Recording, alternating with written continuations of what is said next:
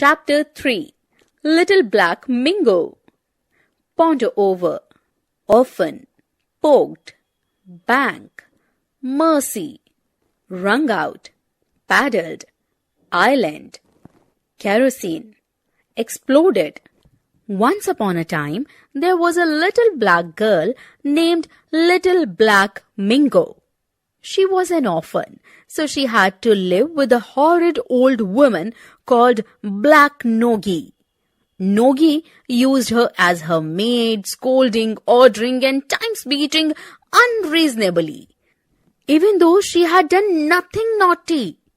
One day, Nogi asked Mingo to take the chatty to the river as fast as she could and fetch the water. But a mugger poked its nose up through the bottom of the chatty and said, "Ha ha ha, little Mingo, I am going to eat you up." Mingo ran back as fast as she could, scary and heaving. Nogi did not believe Mingo that mugger had broken that chatty. Nogi did not believe Mingo that mugger had broken the chatty. And if she had not been in a great hurry for the water, she would have beaten her. Then she went and fetched the great chatty that the dhobi used to boil the clothes in. "Take this," she said, "and mind you don't break it, or I will beat you."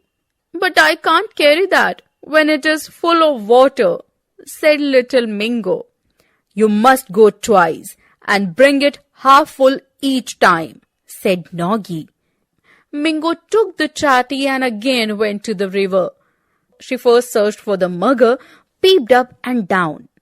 When she could not see him, for he was hiding under the very bank she was standing on, and though his tail stuck out a little, she never saw him at all. Little Mingo crept down the river and began to fill the big chatty with water. "Oh, little Black Mingo, now I have got you," saying the mugger caught her from behind. "Oh, please don't eat me up, great big mugger," Mingo pleaded.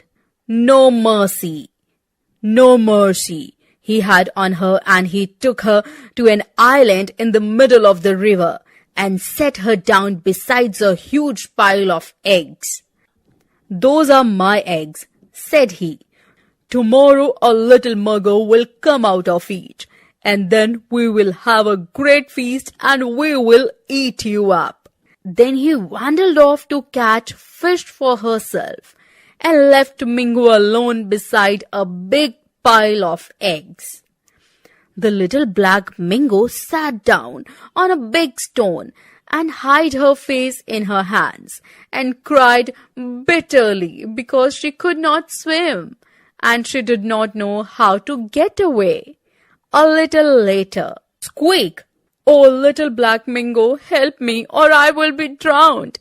A little squeaky now sounded. She got up and looked to see what was calling, and she saw that it was a mongoose that was floating stuck in a bush. She saved the mongoose and pulled it out of water.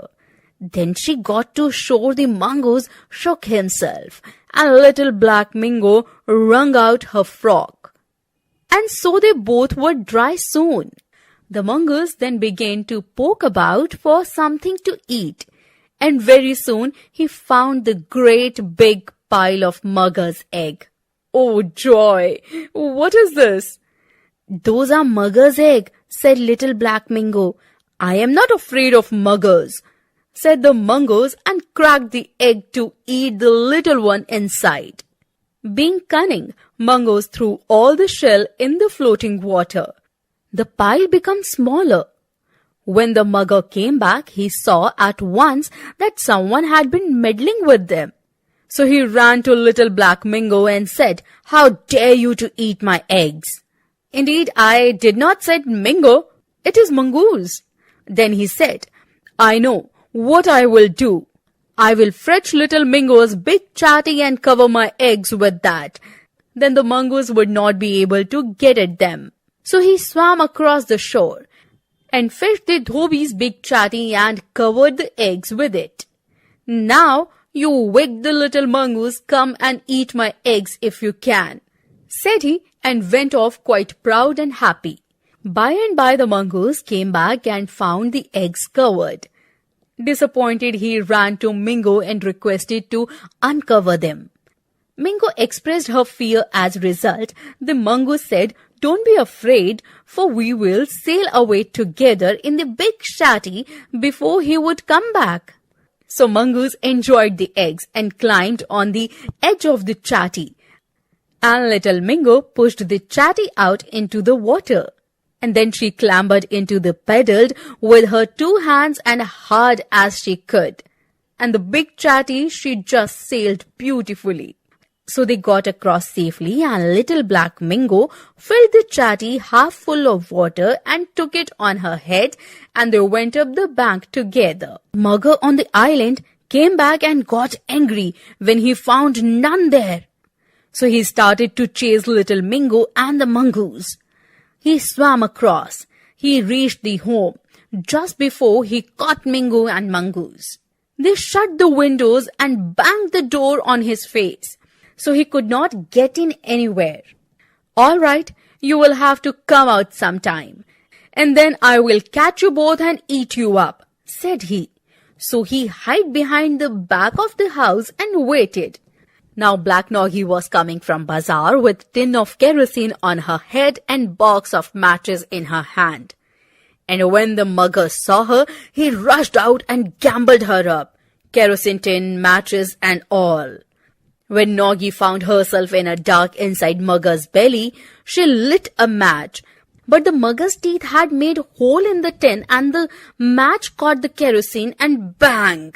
The kerosene exploded and blew the mugger and Black Noggy into little bites. At a fearful noise, Mingo and Mongoose came running out and found 2 demons into bites. Mingo and Mongoose got the little house for their very own, and there they lived happily ever after.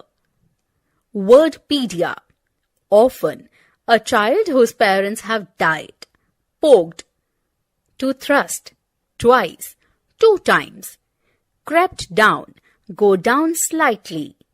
Waddled off. To walk into little steps. Wrung out. To twist to dry out water. Meddling. Disturbed. Kerosene. Oil that cause fire. Chatty. A big pitcher. Peeped. Looked quickly. Mercy. Kindness. Bitterly. Heavenly. Gobble.